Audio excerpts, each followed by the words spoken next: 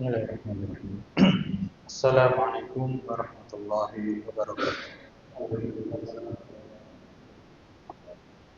Innal hamdalillah nahmaduhu wa nasta'inuhu wa nastaghfiruh wa na'udzu billahi min shururi anfusina wa min sayyiati a'malina. Man yahdihillahu fala mudilla lahu wa man yudlil fala hadiya lahu. Asyhadu an la ilaha illallah wahdahu la syarika lahu wa asyhadu anna Muhammadan abduhu wa rasuluh. Allahumma shalli wa sallim wa barik ala nabiyyina Muhammad wa ala alihi wa sahbihi wa man tabi'a bi ihsan ila yaumil qiyamah. Amma ba'du, fa ya ayyuhalladzina amanu taqullaha haqqa tuqatih wa la tamutunna illa wa antum muslimun. Jamaah pengajian rahimani wa rahimakumullah, wa arsyadani Allah wa iyyakum ila sabili wa ta'atih.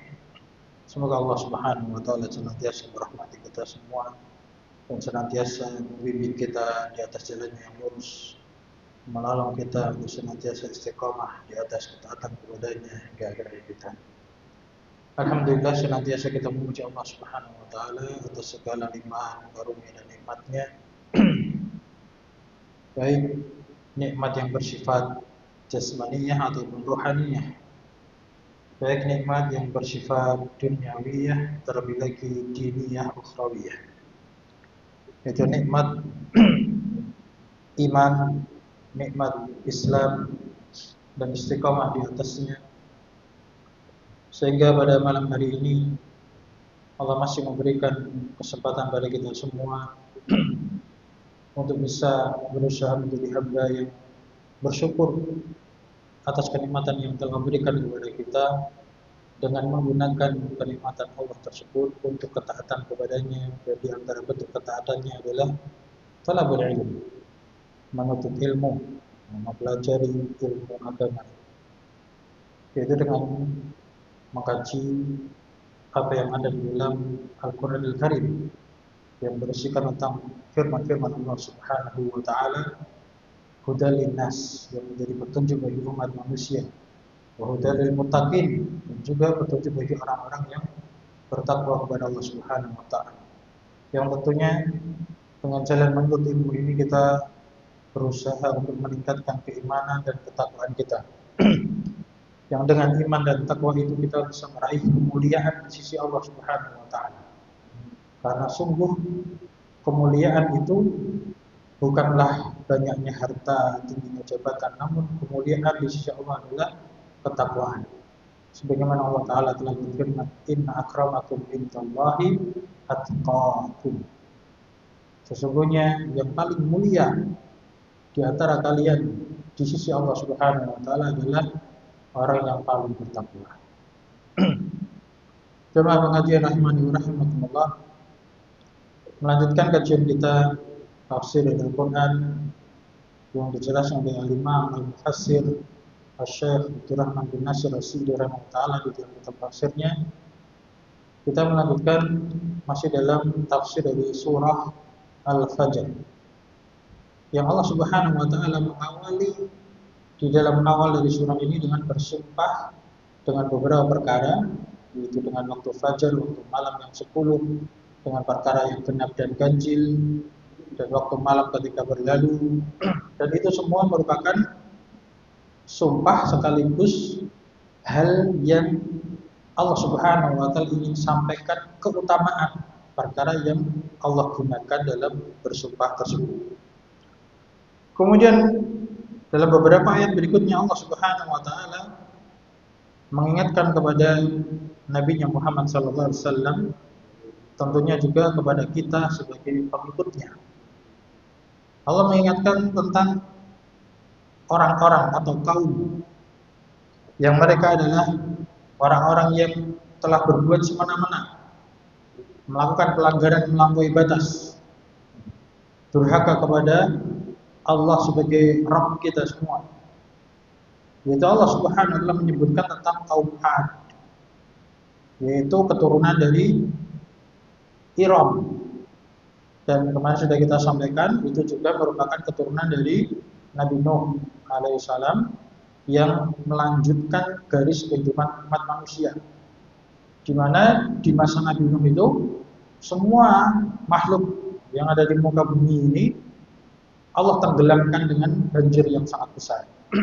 Nah, sedangkan kaum Ad, kemudian nanti kaum Samud itu merupakan keturunan dari Nabi Nuh yang ikut naik kapalnya Nabi Nuh alaihissalam yang Allah selamatkan. Demikian pula Allah sebutkan setelah kaum Ad, kaum Samud, kemudian Allah sebutkan tentang Fir'aun. Dan ini semua adalah contoh orang-orang atau kaum-kaum yang durhaka kepada Allah Subhanahu wa taala, padahal Allah telah memberikan kenikmatan yang begitu banyak kepada mereka. Sampai pada firman Allah Subhanahu wa taala kemarin, alladzina taghaw fil bilad. Yang mereka itu telah melakukan perbuatan yang semena-mena, taghaw, yaitu pelanggaran yang telah amat sangat melampaui batas fil bilad, di negeri-negerinya Allah Subhanahu wa taala. Kemudian di halaman yang baru, lembaran yang baru, kemarin kita terakhir selesai di halaman yang sebelumnya yaitu 1809, sekarang kita masuk di halaman 1090. Melanjutkan firman Allah Ta'ala yaitu fa'aktsaru bihal fasad. Ya, sampai situ itu ayat ke-12. Kemarin alladzina taghaw fil bilad fa'aktsaru bihal fasad. Yang artinya fa'aktsaru fihal fasad,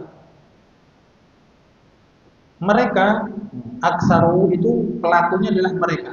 Nah, mereka itu siapa? Masih kembali membahas tentang kaum Ad, Samud dan juga Fir'aun di dalam ayat-ayat sebelumnya yang telah kita bahas di pertemuan yang lalu. Jadi fa'aktsaru fihal fasad, mereka itu melakukan banyak kerusakan. Ya, aksaru itu artinya memperbanyak. Fiha, di bumi-bumi Allah itu. Fasad, kerusakan. Jadi mereka melakukan banyak kerusakan. Nah, kerusakan itu jemaah muslimin rahimani wa rahimakumullah. Yang kita tahu biasanya kerusakan itu hanya sifatnya duniawi saja. Namun sebetulnya kerusakan yang lebih parah adalah kerusakan yang merusak akhirat. Kerusakan dalam perkara agama. Yang mana kerusakan dalam perkara agama itu sama halnya apa? Melakukan pelanggaran terhadap Allah Subhanahu wa taala yang memberikan agama pada kita. Jadi Allah membuat aturan yaitu agama kepada kita. Ketika kita melakukan pelanggaran dalam agama, berarti itu sama halnya apa? Melakukan pelanggaran kepada Allah Subhanahu wa taala. Nah, ini penting kita ketahui. Kalau kita melakukan pelanggaran kepada Allah Subhanahu wa taala sedangkan kita telah mengetahui bersama bahwasanya Allah Subhanahu wa taala adalah Rabb seluruh alam semesta. Allah adalah zat yang maha mencipta seluruh alam semesta ini. Nah, maka Allah itu bebas-bebas saja, terserah Allah Subhanahu wa taala. Ketika Allah didurhakai, maka Allah akan menciptakan bencana. Itu Allah sangat berat. Jadi bencana, musibah yang menimpa kita itu pada asalnya karena kedurhakaan yang kita lakukan. Nah, kedurhakaan yang dilakukan oleh makhluk-makhluknya Allah kepada Allah. Jadi melakukan kerusakan dalam perkara agama yang berdampak kerusakan pada dunia. Makanya Allah Ta'ala telah berfirman dalam ayat yang lain yang artinya apa? Yang artinya telah nampak kerusakan di muka bumi. Zaharul fasadu fil ardi fil bahri wal barri. Telah nampak kerusakan di daratan maupun di lautan bima kasabat aydinas. Dengan sebab apa? Tangan-tangan manusia itu sendiri. Baik kerusakan yang sifatnya duniawi apalagi yang sifatnya ukhrawi, kerusakan terhadap agama. Nah, di sini yang dilakukan oleh kaum Ad, Samud dan juga Fir'aun namanya. Syekh rahimahullah taala berkata tentang tafsir dari fa'aktsaru fihal fasad wa huwal amalu bil kufri, yaitu amalan kekufuran. Jadi kaum Ad, Samud, Fir'aun itu mereka melakukan amalan kekufuran sebagaimana telah kita sampaikan. Mereka melakukan kesyirikan, mereka melakukan kesombongan, keangkuhan, kesemena-menaan. Apalagi Fir'aun mengaku sebagai Tuhan. Itu jelas kedurhakaan yang sangat besar. Mereka melakukan amalan kekufuran wa syu'abihi min jami'i ajnasil ma'asi. Dan melakukan syu'abihi, cabang-cabang kekufuran.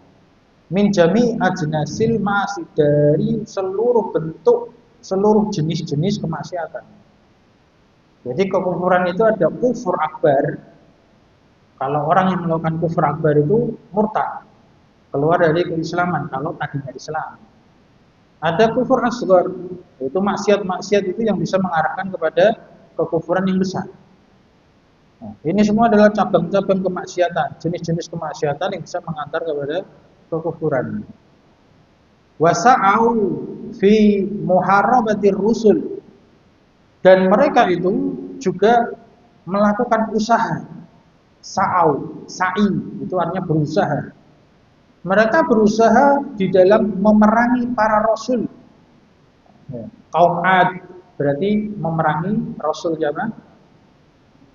Ad, Nabi Ad, Nuh, Hud, Ad itu Hud. Kemudian kaum Samud, Saleh. Kaum Samud itu kaumnya Nabi Saleh, Fir'aun, Nabi Musa. Dan saudaranya Nabi Musa, Harun, bersama Nabi Musa alaihissalatu wassalam. Jadi mereka itu berusaha untuk memerangi para rasul, menolak dakwahnya, bersikap angkuh, sombong, dan durhaka kepada Allah Subhanahu wa taala serta rasulnya. Bahkan wasaddin nasi an sabilillah, menghalang-halangi manusia dari jalannya Allah Subhanahu wa taala. Nah, ini sikap menghalang-halangi dari jalannya Allah Subhanahu wa taala itu banyak bentuknya. Yang mungkin sebagian dari kita itu tanpa sadar melakukannya. Padahal niatnya baik, tapi kadang ternyata itu termasuk menghalangi jalan menuju kepada Allah Subhanahu wa taala. Ya, contohnya di beberapa tempat. Semoga saja di sini tidak, Pak. Kapan? Tadi malam berarti, kapan ini? Ketika belum waktu masuk Isya, bahkan belum masuk waktu maghrib itu banyak jalan menuju masjid yang banyak ditutup, Pak. Banyak jalan yang ditutup. Jadi istilahnya malam penutupan jalan nasional. Nah, itu sampai muter-muter. Waktu masjid ternyata ini jalannya tutup, muter lagi. Nah, itu tanpa sadar, inginnya mensyukuri kenikmatan yang Allah berikan kepada kita, tapi malah menghalangi untuk bersyukur kepada Allah, yaitu menghalangi untuk beribadah kepada Allah. Kemudian kemarin saya ingatkan agak jauh RT sebelah sana dari rumah saya itu juga azan Isya itu metalnya musik kencang-kencang sampai azan tidak dengar. Ya, saya datangi, alhamdulillah saya nasihati mau dimatikan musiknya. Nah, sedangkan azan itu panggilan Allah Subhanahu wa taala terhalang-halangi dengan adanya musik, nyanyian. Jadi itu yang kadang kita tuh tidak merasa. Sebetulnya itu adalah termasuk bagian menghalangi dari jalannya Allah Subhanahu wa taala. Jadi semoga Allah Subhanahu wa taala memberikan ampunan pada dosa-dosa kita, memberikan petunjuk pada kita menuju jalan yang lebih baik. Karena khawatirnya kita itu berharap mendapatkan keberkahan dari Allah, ternyata malah mendapatkan azab, waliyadzubillah. Ya, sama itu acara-acara itu ketika kita dengar acaranya itu nyetel musikan, dangdutan, joget-jogetan, tapi MC-nya itu dengan mengucapkan ya karena kejahilannya. Semoga acara yang diberkahi Allah ini. Padahal acaranya Allah joget-jogetan, dangdutan gitu. Tapi MC-nya mengucapkan ya namanya orang kadang jahil ya, nggak paham apa yang dia ucapkan ketika muqaddimah. Alhamdulillah dengan memuji Allah, semoga Allah berkahi acara kita ini. Padahal acaranya maksiat gitu. Allah musta'an. Jadi kadang orang nggak paham karena jahilnya terhadap ilmu agama Islam ini. Semoga Allah Subhanahu wa taala memberikan petunjuk kepada kita semua. Jemaah pengajian rahimani wa rahimakumullah. Kemudian berikutnya Syekh rahimahullah taala melanjutkan dengan menjelaskan falamma balahu minal utuwi ma huwa mujibun lihalakihim arsalallahu alaihim min azabihi danuban wa sawta adabi. Nah ini tafsir ini tidak disebutkan oleh Syekh ayatnya. Jadi ayatnya disebutkan di fa'aktaru fihal fasad, setelahnya itu apa? Fasabba alaihim rabbuka sawta adab. Nah, ini tafsirannya. Artinya falamma balahu, ketika mereka yaitu Allah tujukan kepada Ad, Samud dan Fir'aun. Namun tentunya ini juga menuju kepada selain mereka yang mengikuti jalan mereka, yang juga durhaka kepada Allah dan Rasulnya. Nah, ketika mereka itu telah sampai kepada sikap sombong, al-utuwi, utu itu artinya sikap sombong, angkuh, yang mengarah kepada menolak kebenaran, menolak perintah Allah, menolak perintah Rasulnya, itu namanya al-utu. Jadi ketika mereka telah sampai pada derajat kesombongan, yang mana derajat kesombongan itu mahuwa mujibun lihalakihim, mewajibkan atau mengharuskan terhadap kebinasaan mereka. Jadi kalau sudah durhaka kepada Allah, siap-siap saja binasa. Jadi kalau sudah durhaka kepada Allah, waliyadzubillah, maka siap-siaplah binasa. Karena itu adalah hal yang mewajibkan kebinasaan mereka. Maka Allah Subhanahu wa taala arsala, mengutus, mengirim alaihim kepada mereka min azabihi, dari azabnya Allah Subhanahu wa taala. Dzanuban wa sawta adzabi. Dzanuban di sini artinya adalah, secara asal itu artinya semacam timbangan yang sangat besar.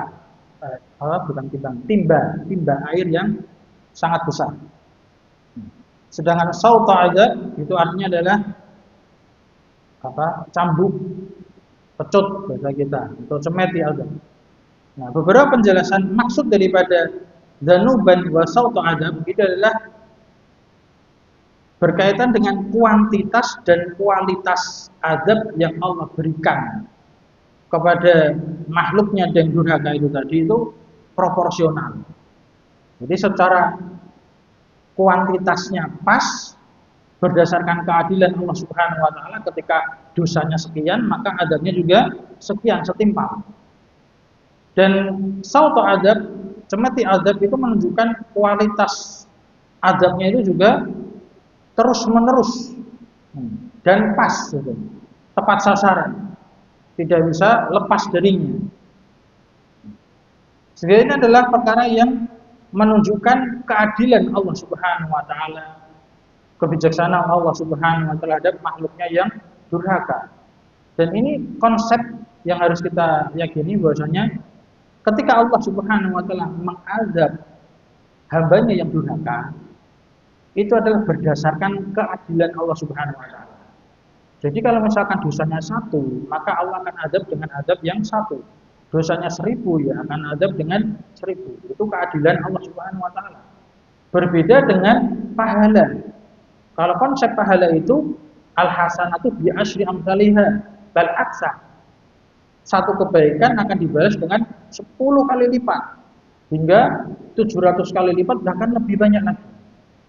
Nah, itu jadi konsep dari nikmat dan azabnya Allah Subhanahu wa taala itu bainal adli wal fadl, antara keadilan Allah dan keutamaan Allah Subhanahu wa taala.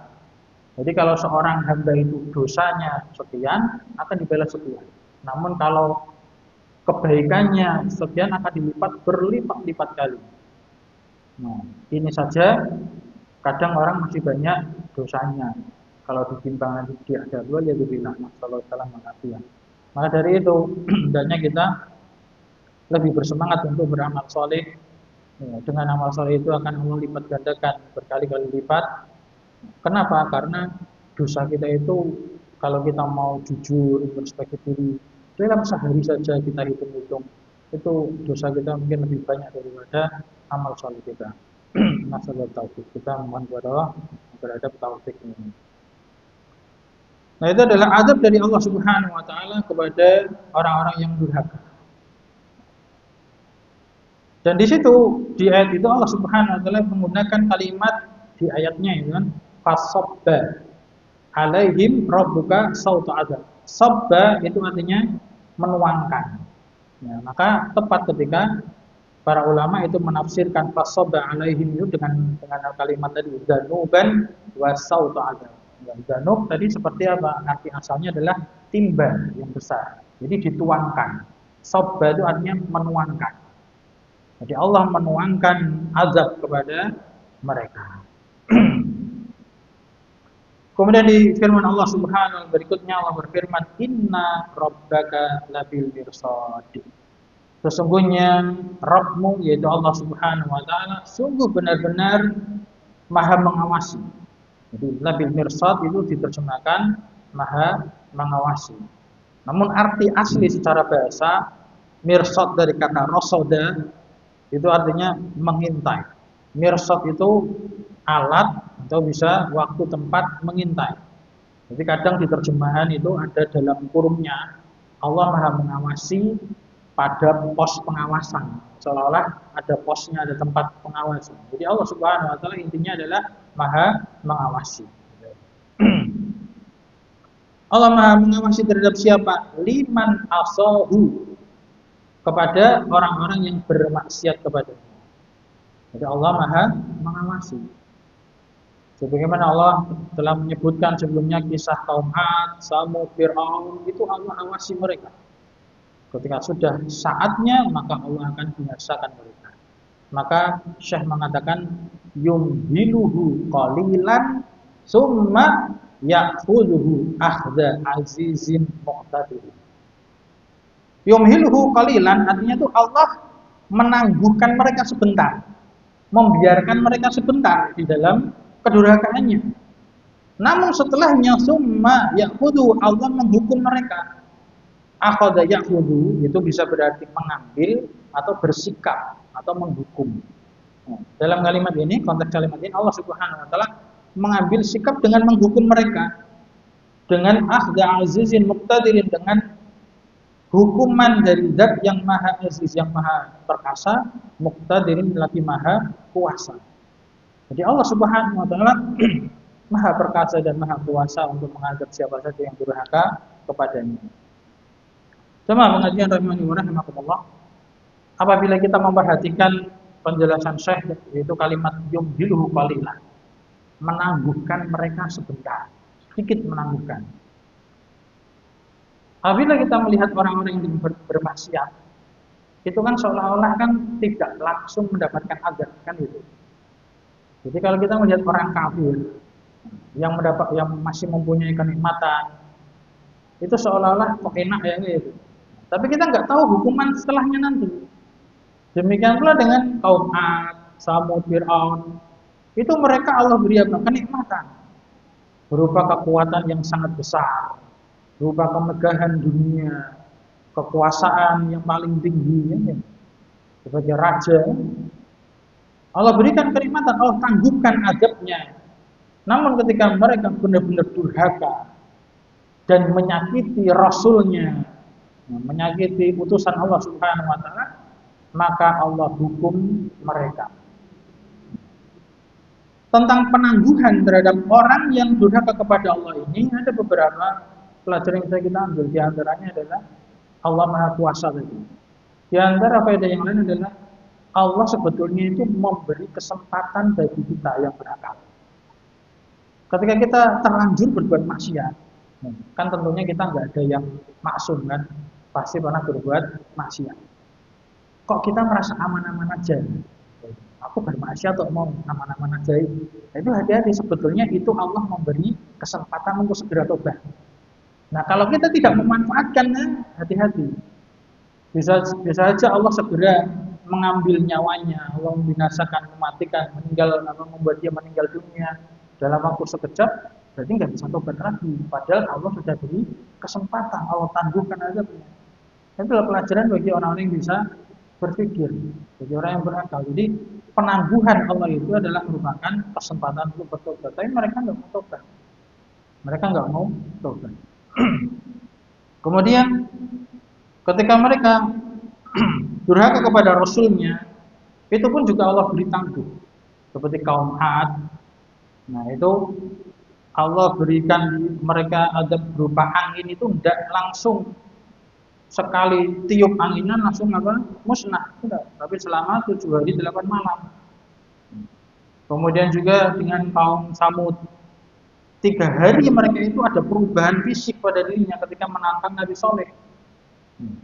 Tunjukkan ada Rabbmu.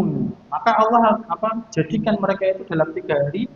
Hari yang pertama wajahnya menguning, hari kedua memerah, sampai hari ketiga menghitam. Setelah itu mereka binasa dengan Allah kirim suara yang sangat mengerikan, dengan bencana alam yang sangat mengerikan. Demikian pula dengan Fir'aun. Allah beri kesempatan dia untuk hidup. Kemudian ketika mengejar Nabi Musa alaihissalam di laut, barulah Allah Subhanahu wa taala binasakan Fir'aun itu. Allah tenggelamkan dengan air yang ada di laut. Sama pengajian rahmani wa rahimakumullah. Kemudian ada beberapa hal yang perlu kita perhatikan juga tentang mukjizat Nabi. Nah, mukjizat Nabi. Jadi seperti Nabi Soleh itu mukjizatnya yang di tafsir surat Al-Duha dulu, bisa mengeluarkan unta dari batu. Kemudian Nabi Musa itu dengan tongkatnya bisa menjadi ular. Demikian pula dengan tongkatnya bisa membelah lautan, yang itu merupakan akhir dari kehidupannya si Fir'aun. Nah, ini yang perlu kita perhatikan itu. Namanya mukjizat itu kan khusus untuk Nabi. Yang kadang waliullah, yang benar-benar waliullah ya, itu memang benar Allah beri karomah dan itu kita imani, kita yakini. Namun bagaimana sih proses mukjizat? Bagaimana sih proses karomah dari para wali Allah itu? Apakah bisa Nabi atau wali itu bebas menggunakan mukjizatnya? Apakah mereka itu semaunya dia sendiri? Tidak demikian. Tidak seperti cerita-cerita yang kita katakan itu adalah mitos atau tahayul khurafat, yang orang bisa semaunya, misalkan katanya bisa berjalan di atas air, apalagi yang sampai jadi bahan guyonan, akhirnya pesawat sudah terbang kemudian dipanggil lagi karena ketinggalan, misalnya mundur. Itu kan hal yang tidak masuk akal itu. Apakah bisa semaunya sendiri seperti itu? Kemudian kalau orang punya tongkatnya bisa berubah jadi ular, itu apakah benar karomah atau mujizat? Tidak.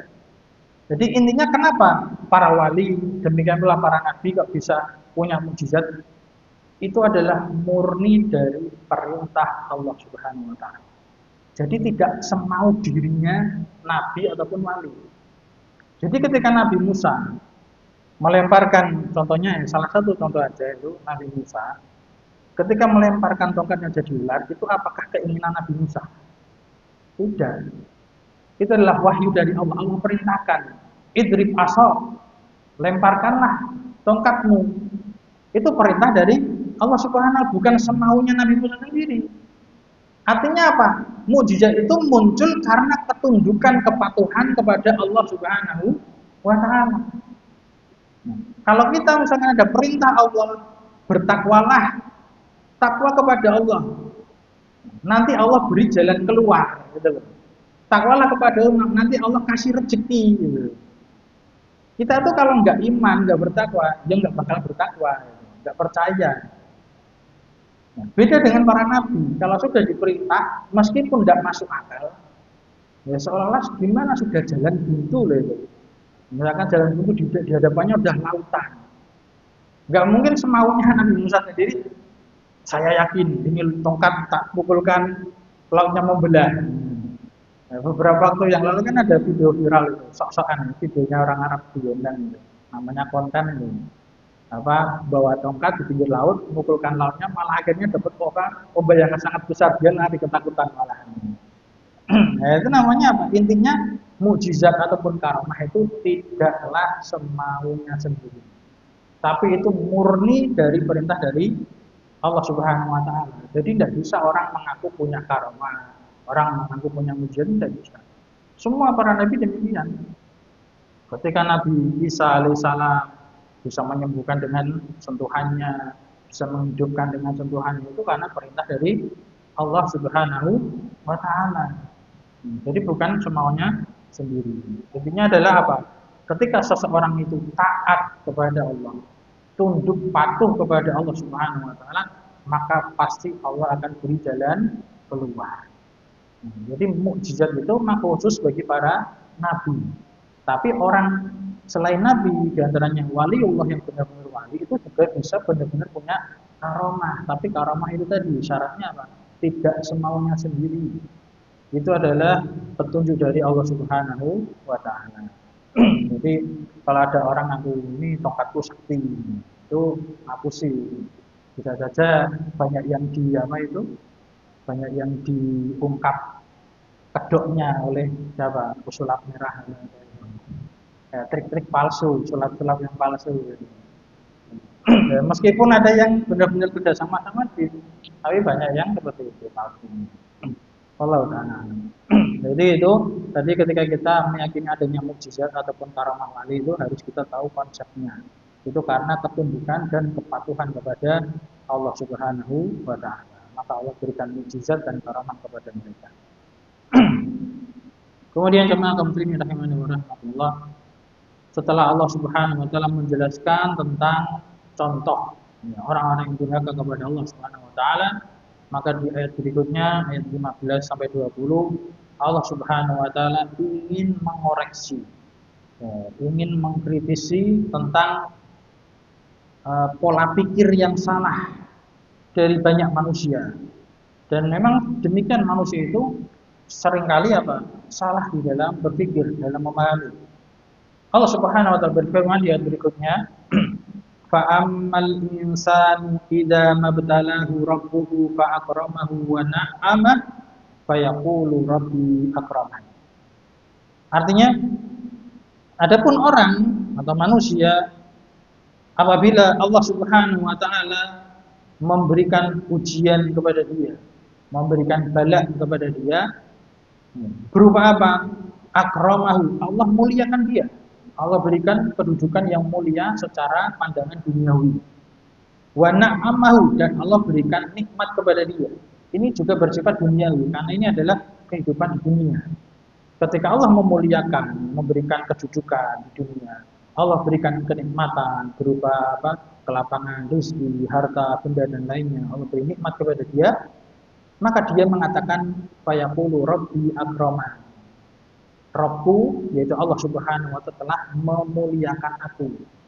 Jadi kalau dikasih kenikmatan, dia memuji Allah. Ini Allah memuliakan aku, dan dia merasa dirinya itu mulia, meskipun kafir, meskipun durhaka kepada Allah, meskipun syirik. Jadi dia merasa mulia di sisi Allah Subhanahu wa taala karena memiliki kemuliaan dan harta. Namun di ayat berikutnya, wa amma idza mabtalahu faqadara alaihi rizqah fayaqulu rabbi ahanan. Adapun apabila Allah Subhanahu wa taala memberikan ujian kepada dia, memberikan bala, yaitu qadara alaihi rizqah. Di sini Allah Subhanahu wa taala menggunakan kalimat qadara. Qadara itu artinya menetapkan sesuatu sesuai kadarnya. Ya, namun para ulama menafsirkan qadara di sini maknanya nanti akan dijelaskan itu doyaqah, Allah sempitkan rezekinya. Jadi beda dari yang pertama. Kalau pertama Allah berikan kelebihan nikmat. Kalau di sini Allah cukupkan nikmatnya sesuai kadarnya. Ya, jadi seolah-olah menyempitkan hartanya. Ini pandangan manusia itu seperti itu. Pandangan manusia itu kalau hartanya banyak, senang, merasa mulia. Tapi kalau pas-pasan itu dianggap sedikit. Itu kok sedikit? Padahal itu masih bisa buat hidup. Maka orang menyatakan itu adalah sedikit. Jadi ketika Allah Subhanahu wa taala mengujinya dengan menyedikitkan, kita terjemahkan gitu, menyedikitkan atasnya rizkinya, fayaqulu, maka dia mengatakan Rabbi ahan, Rabbku telah menghinakanku. Jadi orang menganggap kalau hartanya sedikit itu adalah orang yang hina. Nah, ini juga banyak menjadi pola pikir masyarakat di sekitar kita. Kalau melihat orang kaya, itu orangnya terhormat, dimuliakan. Tapi kalau melihat orang miskin, dihinakan, disia-siakan. Itu amat sangat terbalik. Sama dengan konsepnya juga. Ketika kondangan ini, Pak. Kita kalau kondangan ke orang kaya, mikir-mikir ngamplop ini, sampeyan kita isi diemnya. Wah, sugih. Tambahin. Tapi nek sing ngundang itu orang miskin, malah sampe apa-apa cukup. Ya, ya, sedikit dikira cukup. Padahal yang lebih membutuhkan siapa? Orang miskin loh kan. Tapi pola pikirnya lo kayak gitu. Kalau sama orang kaya tuh, wah muji-muji deketin itu. Tapi kalau sama orang miskin ya dianggap biasa. Ya, sampai parah sampai menggunakan itu. Jadi pola pikirnya itu terbalik. Ya itulah namanya manusia. Ya, Allah sendiri diantaranya di dalam surat ini. Itu ketika Allah berikan rezeki yang sedikit, dia mengira Allah menghinakan. Jadi merasa terhina. Padahal tidak demikian. Karena Allah Ta'ala berfirman setelahnya, kalla. Sekali-kali tidak demikian. Justru, bala tukrimunal yatim. Kalian itu tidak mau memuliakan anak yatim. Artinya apa? Ketika Allah beri rezeki kepada mereka, sebenarnya mereka itu nggak bersyukur. Mereka gunakan kenikmatan itu untuk kepentingan diri mereka sendiri, bukan untuk kemuliaan baik di hadapan Allah ataupun di hadapan manusia. Harusnya kalau orang yang benar-benar mulia di hadapan Allah dan juga mulia di hadapan manusia itu dengan cara bersyukur, dengan cara bertakwa. Ketika Allah berikan kelebihan rezeki, dia gunakan untuk di jalan Allah Subhanahu wa taala untuk membantu fakir miskin, untuk memberi makan anak yatim, menyantuni anak yatim. Tapi mereka tidak demikian. Dan itu kenyataannya seperti itu. Jadi Allah Ta'ala bantah dengan mengatakan kalla bala tukrimunal yatim. Bahkan lebih parah lagi, wala tahaduna ala ta'amil miskin.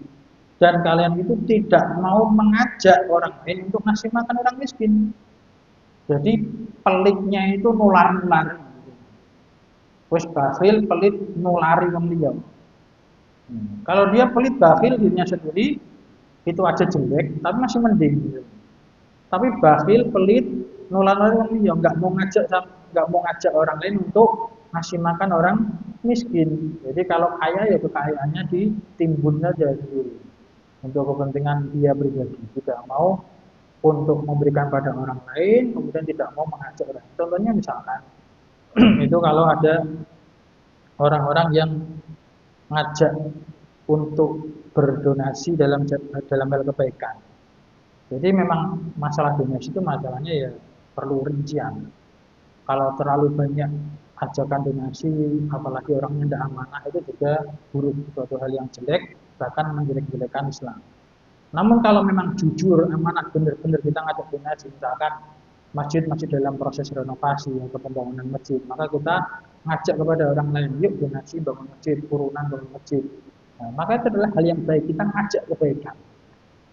Nah, orang yang wala tahaduna atau amin miskin ini, diantaranya ketika ada orang yang ngajak donasi, itu malah gembosi. Malah kayak seolah-olah jelek-jelekan, kok minta-minta, itu nggak baik atau puji, padahal dia sendiri nggak mau ikut bantu. Nah, itu contoh gampangnya seperti itu. Ada orang ngajak kebaikan tapi malah digembosi.